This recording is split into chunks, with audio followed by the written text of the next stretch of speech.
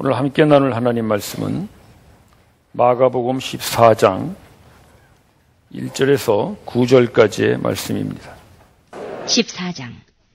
이틀을 지나면 유월절과 무교절이라 대제사장들과 서기관들이 예수를 회개로 잡아 죽일 방책을 구하며 가로되 민요가 날까 하노니 명절에는 말자 하더라.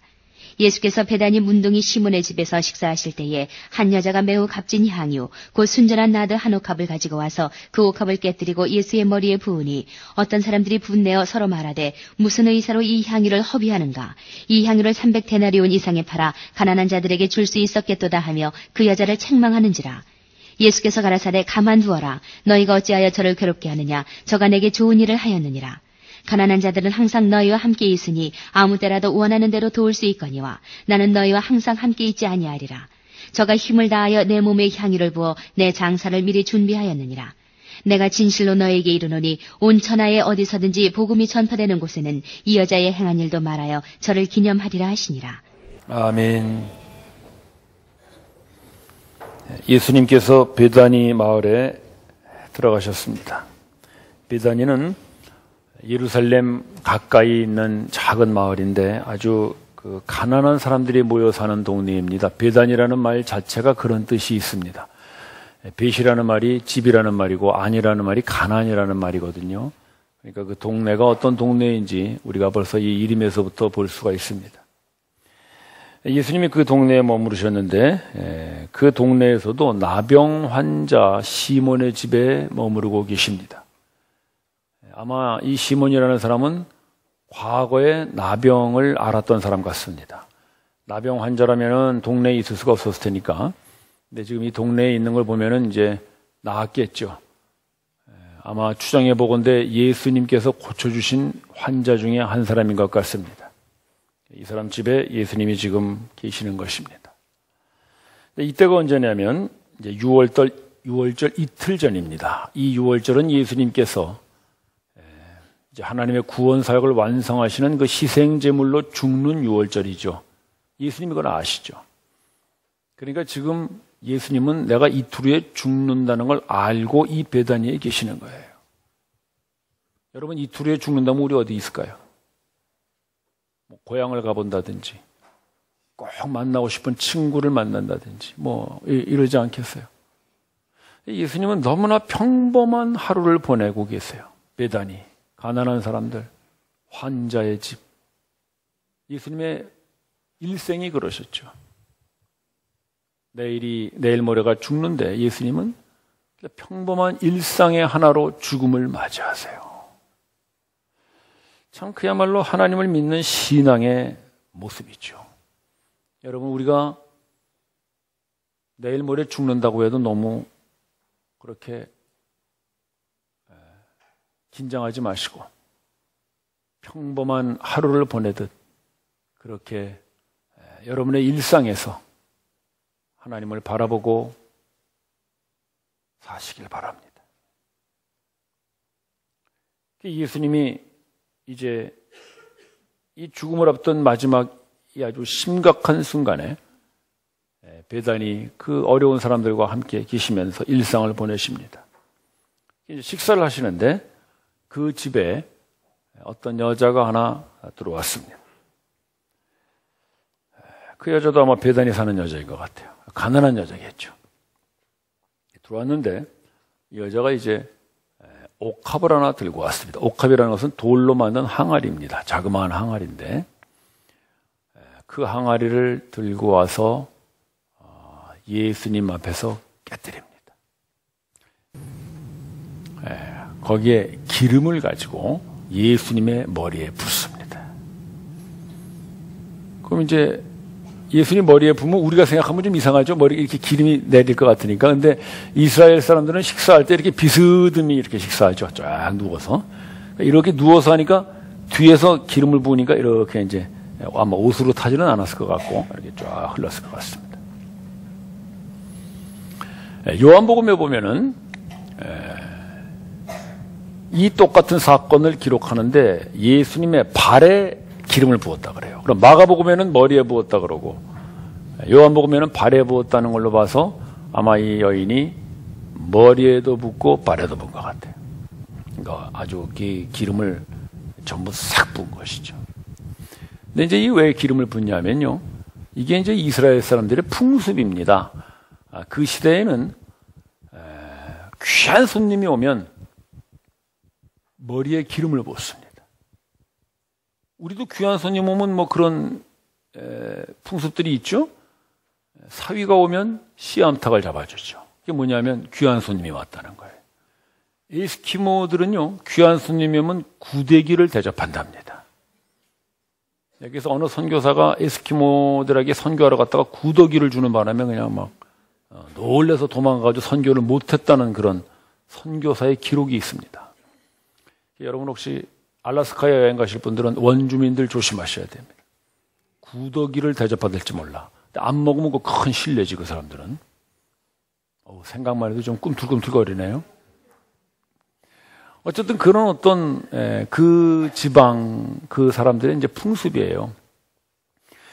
그런데 이 여자가 머리에만 부은 것이 아니라 발에도 부었다는 것은 단순한 풍습을 뛰어넘은 예수님을 향한 이 여자의 마음이 어떻다는 걸 우리가 볼 수 있습니다. 예수님을 귀한 손님으로 맞이한 것까지는 좋은데 그것으로 끝나지 않고 발에까지 부었다는 것이죠. 이 여자가 누구인지는 모르겠어요.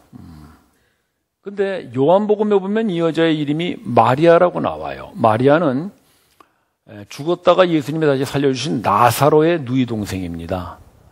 그러니까 아마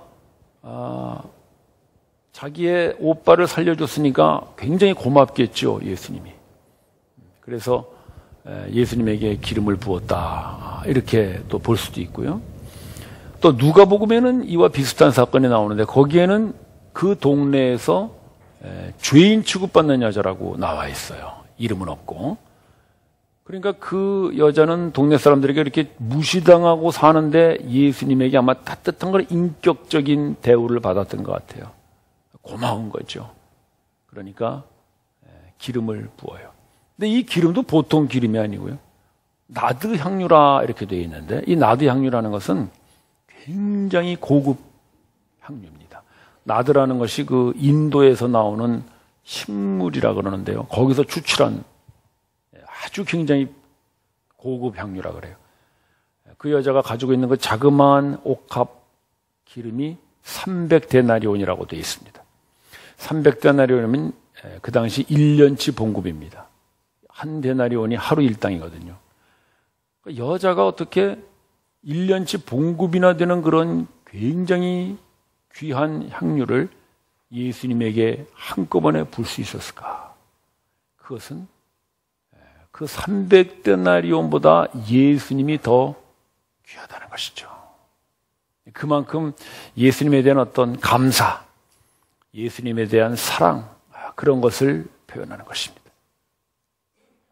근데 이제 그 당시 여자들이 대개 이렇게 고급 향유를 가지고 있는 것은 결혼 집창금이나 또는 부모가 돌아가셨을 때 부모의 시신의 향유를 바르려고 가지고 있는 그런 전통들이 있었습니다. 근데 그것을 지금 예수님에게 붓는 것이거든요.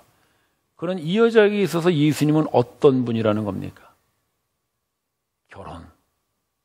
부모의 장례보다도 더 귀한 분. 그런 걸 의미하는 거예요. 여자에게 있어서 결혼보다 더 소중한 게 있을까요? 자식으로서 부모의 장례보다 더 중요하게 생각해야 될 것이 없을 거예요. 이 여자는 예수님을 그렇게 생각하는 것이죠. 참 예수님을 향한 그 감사가 사랑으로 흘러나오고 그 사랑이 향유를 타고 흘러가는 것입니다. 사실 저희들도 이 여인같이 이렇게 소중하게 여기는 향유들이 있죠. 우리의 시간, 재능, 은사, 인생, 재물, 여러 가지 우리도 이렇게 소중하게 여기는 것들이 있습니다. 그 여러분 언제 쓰세요? 사랑하는 사람 만나면 쓰죠. 그래서 아무리 어려워도 결혼 반지만은 내가 빚을 내서라도 다이아몬드. 좋은 게 얼마나 되나요? 한 카레트. 글쎄 그렇게 하는 사람이 있는지 모르겠습니다만 어쨌든 그게 왜 그러냐면 사랑하기 때문에 자기의 모든 걸 쏟아놓는 것입니다. 예수님을 향한 이 여인의 사랑이 얼마나 굉장한가 그런 걸 보여주는 것입니다. 그런데 이 여인의 모습을 보고 비난하는 사람들이 있어요. 어떤 사람들이냐면 4절에 보시면 어떤 사람들이 그랬죠. 뭐 제자들일 수도 있고요. 또는 그 집에 있는 그런 동네 사람들일 수도 있습니다. 그 사람들이 왜 저 향료를 팔아서 가난한 사람들을 주지 않고 저렇게 쏟아놓느냐 그렇게 얘기를 합니다. 당연하죠. 그렇게 생각할 수 있죠. 만약에 이 향료를 팔아서 가난한 사람을 줬다면 적어도 5,000명 이상의 사람을 먹일 수 있는 그런 돈입니다. 예수님께서 오병이어로 5,000명을 먹이는 그 기적을 일으키시기 직전에 그 제자들이 그런 얘기를 해요. 이 많은 사람들을 먹이려면은 200데나리온의 양식이 있어야 합니다. 그러거든요. 그러니까 200데나리온으로 5,000명을 먹일 수 있는 양식을 살 수 있다면 300데나리온이면은 5,000명보다 훨씬 많은 사람들을 먹일 수 있는 그런 엄청난 돈이라는 거죠. 근데 그것을 왜 가난한 사람들에게 양식을 사주지 않고 저렇게 쏟아붓느냐. 그걸 얘기하는 것입니다. 이 사람들로서는 참 어찌 보면 당연한 것 같아요. 왜냐하면 이게 하나님의 말씀이기 때문에 그렇습니다. 우리 말씀 한번 보실까요? 잠언서 말씀인데 한번 보시죠. 잠언서 19장 17절 말씀인데 가난한 자를 불쌍히 여기면, 즉 가난한 사람을 도와주면 그런 말이잖아요. 하나님께서 그 선행을 갚아주시리라 그랬어요. 그러니까 하나님의 약속이에요. 그러니까 구약의 말씀에 보면은 가난한 사람을 돌보는 것은 하나님의 말씀이니까 그 구약을 잘 아는 이 이스라엘 사람들은 당연히 이렇게 말하는 것이죠. 저거를 팔아서 가난한 사람을 줘야지. 그런 것입니다. 그런데 이 사람들이 그냥 단순히 그 여자를 비난하는 것으로 끝나는 것이 아니라 그걸 뭐라고 그러냐면은 4절에 잘 보시면은 왜 허비하느냐 그래요. 자, 여러분, 예수님에게 지금 향료를 붓는 것을 허비하느냐 그럽니다. 그럼 이 사람들 말대로 그걸 팔아서 가난한 사람들에게 양식을 주는 것은 무엇이라고 해야 될까요? 허비하지 않고 허비의 반대. 이득? 유익? 뭐 얻는 것? 또는 남는 것? 그런 거라고 할 수 있을 것입니다. 자, 그러면 가난한 사람들에게 양식을 주면 허비가 아니고 무엇이 남습니까? 이 말씀을 다시 볼까요? 뭐라 그랬어요? 가난한 사람들을 불쌍히 여기면 하나님께서 어떻게 하신다 그랬어요? 갚아주신다 그래요. 가난한 사람들에게 양식을 주면 뭐가 남아요? 하나님의 보상이 남아요. 그게 뭐예요? 율법이죠. 그게 구약이에요. 끊임없이 구약을 흐르는 그 중요한 접속사가 하나 있는데 그게 뭐냐면 그리하면입니다.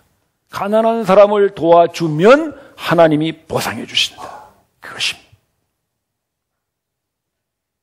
그래서 언제나 그 구약을 아는 이스라엘 백성들이 생각했던 하나님은 잘하면 상 주고 못하면 벌 주는 하나님, 바로 율법의 하나님, 그런 하나님은 뭐라고 그래요? 재판장 하나님인 거예요.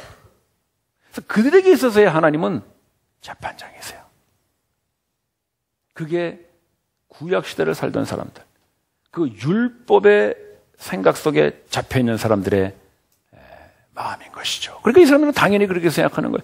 저거 팔아서 가난한 사람 주면 그 사람들 도와주는 것으로 끝나는 것이 아니라 하나님이 보상해 주실 텐데 왜 저걸 저렇게 허비하는가라는 것입니다. 저것을 얼마든지 우리의 이득과 유익과 그 어떤 그 보상을 받을 수가 있을 텐데 왜 저것을 허비하는가? 형제자매 여러분, 지금 이 여자가 예수님에게 향유를 붓는 거를 뭐라고 그랬어요? 사랑이라고 그랬죠. 그러면 지금 이 사람들이 얘기하는 그 허비라는 건 무엇을 말하는 거겠습니까? 사랑은 허비라는 것이죠. 참 이 말씀을 가만히 생각해 보면 정말 사랑은 허비일지 모르겠다는 생각이 들어요. 우리도 그런 생각할 때가 많이 있죠. 우리 여름에 또 단기 선교도 많이 나가는데, 단기 선교 나가면은 그런 이야기들을 하시는 분들이 있어요. 왜 이렇게 많은 돈을 들여서 해외까지 꼭 나가야 됩니까? 그냥 그 돈 선교사한테 보내주든지, 아니면 어려운 사람들 도와주면 더 좋지 않습니까? 예, 물론 맞습니다. 그렇게 쓸 수도 있겠죠. 해외 선교 나가서 과연 남는 게 뭔가요? 가난한 사람 도와주면 고맙다는 인사나 받지. 가서 그 언어도 통하지 않는 사람들, 그 사람들에게 해외 선교에서 과연 우리가 영혼을 구원합니까? 무슨 그 나라에 무슨 큰 기독교 부흥을 일으킵니까? 우리 눈에 보이는 거, 우리 손에 잡는 거 아무것도 없습니다. 어쩌면 허비일지 모릅니다. 그러나 여러분 기억하십시오. 그것이 예수님을 향한 사랑으로 행한 허비라면 그것은 이 여인의 향유 붓는 것과 같은 것입니다. 또 어떤 분들이 그런 얘기를 해요. 교회에서 구제를 해요. 1년, 2년 계속 구제하는데 그분이 한 번도 교회에 오질 않아요. 그건 뭐라고 그래요? 괜히 했나 봐요. 허비했나 봐요. 왜요? 우리는 구제를 하면 뭘 기다려요? 그분이 교회에 나오는 것을 기대하는 것이죠. 남는 게 있어야 된다는 거죠. 남는 게. 해외 선교를 해도 남는 게 있고, 구제를 해도 남는 게 있고, 남을 도와도 남는 게 있어야 된다는 것이죠. 재정으로 남든지, 무슨 사랑으로 남든지, 실적으로 남든지, 뭔가 남는 게 있어야 되지, 아무것도 남지 않는다면 그건 허비가 아니냐는 것입니다. 어떤 사람들이. 그러나 여러분, 오늘 성경은 우리에게 그 허비가 바로 사랑임을 가르치고 있습니다. 우리에게 가장 큰 허비를 하신 사랑, 그게 바로 십자가입니다. 예수님은 십자가에서 물과 피를 다 쏟으셨죠. 그런데 과연 그 십자가를 바라보는 사람들은 어땠습니까? 비웃었습니다. 왜 저렇게 젊은이가 자기의 목숨을 내어놓고 있는가? 그분이 십자가에서 돌아가시지만 누구 하나 그분에게 감사하다고 존경한다고 말하는 사람은 없었습니다. 지혜자들마저도 다 떠나고 말았죠. 유대인에게는 거리끼는 것이요 헬라인에게는 미련한 것인 십자가밖에 없습니다. 어머니도 아들이 죽는데 대해 안타까우며 우는 것밖에 그 십자가에서 이득과 유익으로 남는 것은 하나도 없었습니다. 십자가는 예수님께서 우리에게 그 물과 피를 쏟으신 허비의 극치입니다. 그런데 우리는 그 십자가가 사랑이라는 것을 알게 됐습니다. 사랑은 허비라는 말이 맞는 것 같습니다. 그런데 예수님께서는 이 여인을 칭찬하십니다. 우리 9절 말씀 마저 보실까요? 9절 보시면 복음이 선포되는 곳마다 이 여자의 행한 일이 전하여져 저를 기념하리라. 그럽니다. 자, 세상 사람들은 허비라고 비웃는 그 여자의 그 사랑의 행동을 예수님은 복음이 선포되는 곳마다 같이 전하여질 것이라고 합니다. 도대체 왜 예수님께서 이렇게까지 이 여자의 행동을 칭찬하셨을까? 그 위에 8절 말씀을 보시면 그가 힘을 다하여 나의 장례를 미리 준비하였다 그래요. 여러분, 복음이 뭡니까? 복음은 예수 그리스도의 십자가와 부활이죠. 그 십자가와 부활을 통하여 드디어 우리를 구원하셔서 우리에게 생명을 주시는 사건입니다. 그렇다면 그 예수의 죽으심과 부활이 선포되는 것마다 무엇이 선포된다는 것입니까? 이 여자가 미리 장례식을 준비한 일, 이것이 선포될 것이라는 것입니다. 이 사건이 있은 후 이틀 후에 예수님은 죽습니다. 그리고 3일이 지난 어느 날 새벽, 여자들이 예수님의 시신에 향유를 바르러 갑니다. 그들의 전통에 따라서 죽은 시신에 향유를 발랐죠. 아마 이 여자도 같이 갔을 것입니다. 예수님을 그렇게 사랑했던 여자니까 같이 갔겠죠. 새벽 미명 어스름한데 예수님이 누워있는 무덤에 기름을 들고 갔습니다. 근데 놀랍게도 무덤 문은 열려있고 자기들이 향유를 발라야 하는 예수의 시신은 그곳에 남아있지 않았습니다. 예수님은 죽음을 깨뜨리시고 부활하신 것입니다. 할렐루야. 더 이상 기름은 필요 없습니다. 더 이상 향유는 필요 없습니다. 이 여자가 예수님이 살아계실 때에 향유를 부은 것은 단순한 사랑의 고백이었지만 예수님은 그것을 자기의 장례를 미리 준비하는 것이라고 말씀하십니다. 왜냐하면 자기는 부활할 걸 아셨기 때문입니다.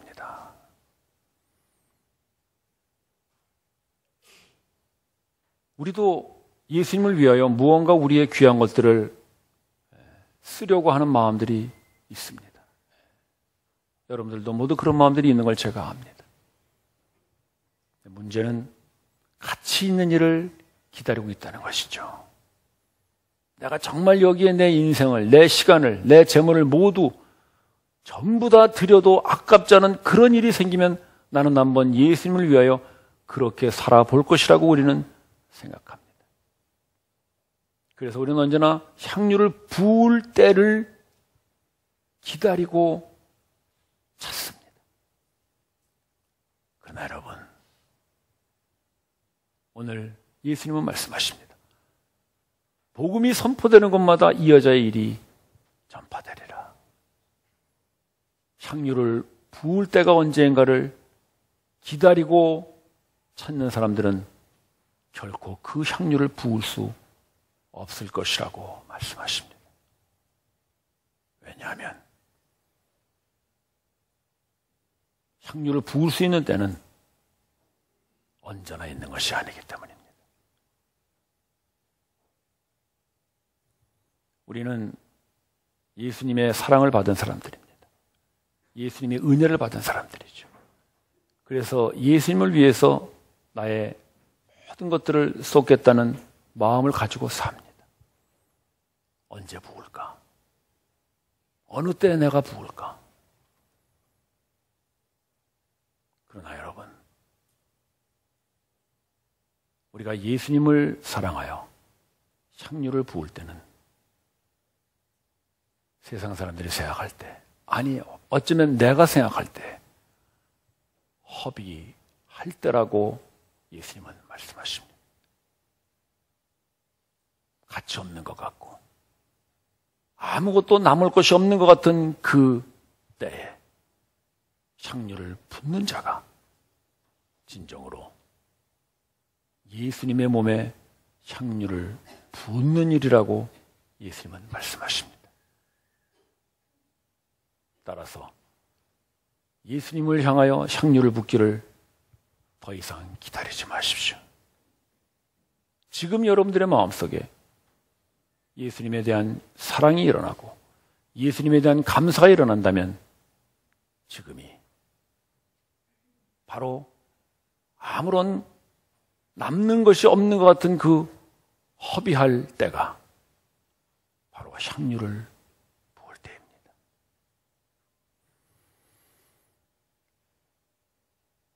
예수님은 이 땅에 오셔서 하나님은 잘하면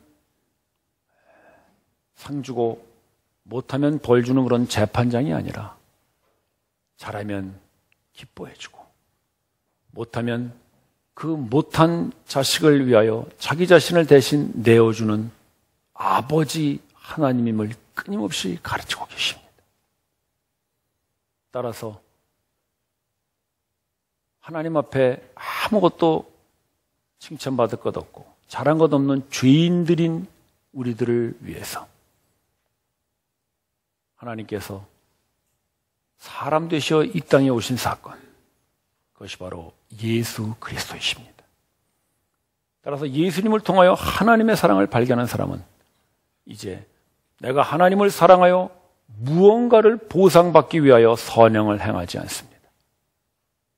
오히려 이미 그 모든 상을 받았기 때문에 거기에 감사해서 하나님의 말씀을 따라 선행을 행하는 것입니다. 예수를 만난 사람, 그 사람은 이미 하나님으로부터 용서의 상을 받았고 구원의 상을 받았고 생명의 상을 받은 줄로 믿습니다. 그것이 너무나 감사해서 예수님을 향하여 나의 모든 것을 향유와 같이 쏟아놓고 싶다면 그 향유를 부을 때가 바로 허비의 때임을 기억하십시오. 그 허비가 바로 주님을 향한 사랑의 허비가 돼요. 여러분들에게는 아무것도 남는 것이 없는 것 같지만 드디어는 예수의 부활의 생명이 여러분들의 그 허비의 빈자리를 꽉 채우시리라 믿습니다. 우리의 신앙이 이 여인과 같이 주님을 향한 사랑 때문에 남는 것 없는 허비의 향유를 붓는 그런 신앙이 되기를 주님의 이름으로 축원합니다. 기도드리십시오.